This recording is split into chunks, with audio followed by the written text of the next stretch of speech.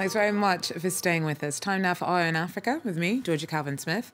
Tonight, Zambia closes passport offices as it ramps up its response to a deadly outbreak of cholera. A new vaccination program aims to reach 2 million people. Also, once again, the sounds of gunshots ring through the streets of Ivory Coast's second city. Soldiers at the heart of last year's mutinies raid stockpiled weapons in Bouake. And it couldn't come too soon. African art enthusiasts look forward to the return of artefacts taken during colonization. On Wednesday, Zambia launched a vaccination program to try and roll back the spread of a cholera outbreak that's killed at least 61 people since September. Bouake has also closed passport offices and banned street vending and public gatherings in the capital. Investigators believe that the disease may have originated from contaminated food and water. Neighbouring Namibia has banned imports for perishables from Zambia as Lusaka races to contain the emergency. A normally bustling market, now a ghost town, after Zambia's government banned street vending across the country. Cholera has gripped the nation, and the capital Lusaka is the worst hit. Officials hope by cleaning up markets and outlawing public gatherings, they can contain the outbreak. But their response has frozen the local economy, and many residents say they are losing hope. People depend on what they say on daily basis. We are in informal employment. We don't have any other employment apart from this. People, they feel like crying. President Edgar Lungu said that he was deeply concerned about the spread of the disease.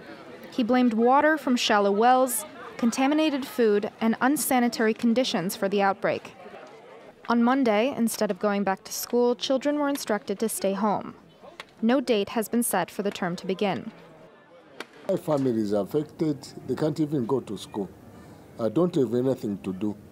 So I'm just only waiting for the government to think of it. At the start of the year, the military was deployed to help with cleanup efforts and ensure compliance with tightening restrictions. Since September, more than 2,500 people have been diagnosed with the waterborne disease, which can kill within hours if left untreated. Well, the World Health Organization is helping Zambia prevent cholera's spread. About 2 million people will be targeted in the vaccination program announced on Wednesday. Dr. Dominique Legros is in charge of the WHO's cholera program, and he tells us more about the collaboration with Lusaka to try and tackle the underlying cause of the disease.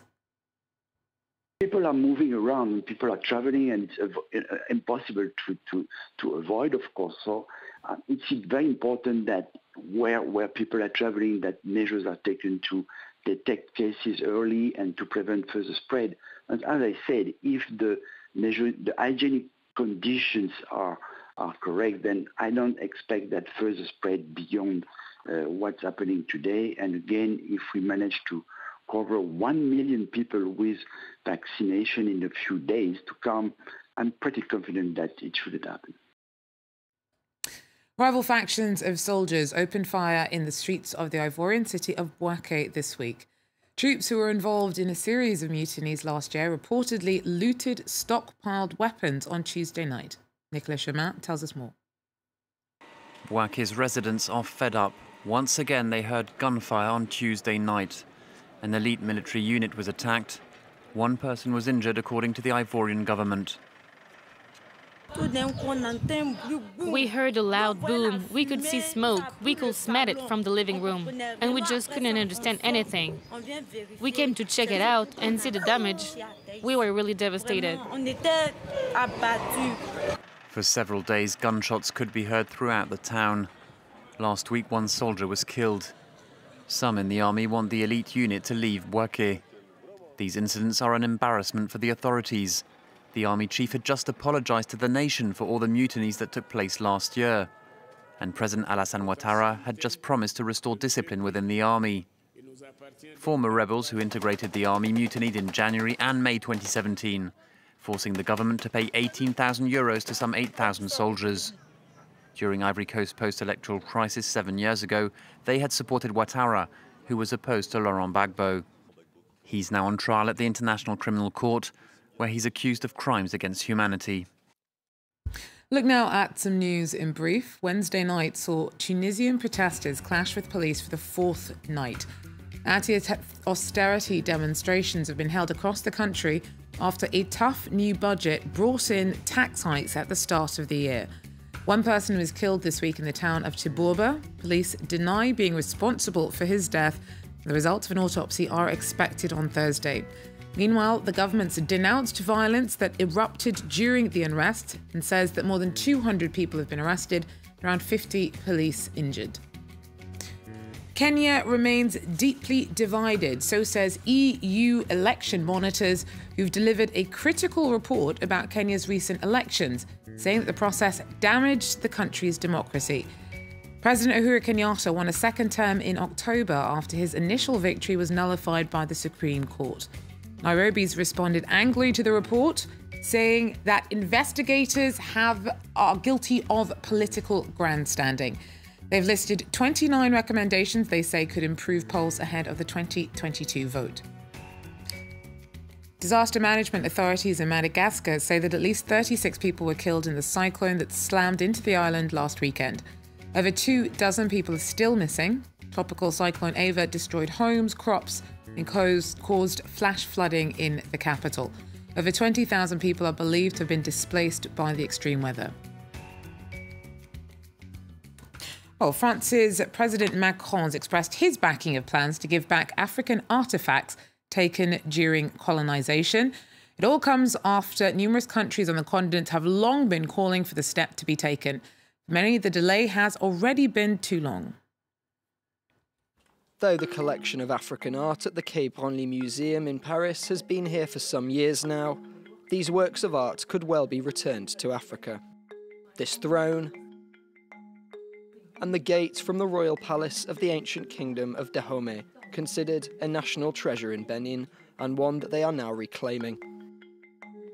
95% of Africa's heritage is no longer on the continent, so we need to balance this out.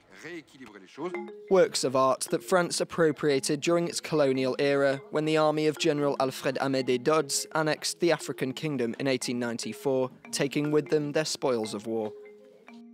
Now, for the first time, French President Emmanuel Macron wants them repatriated.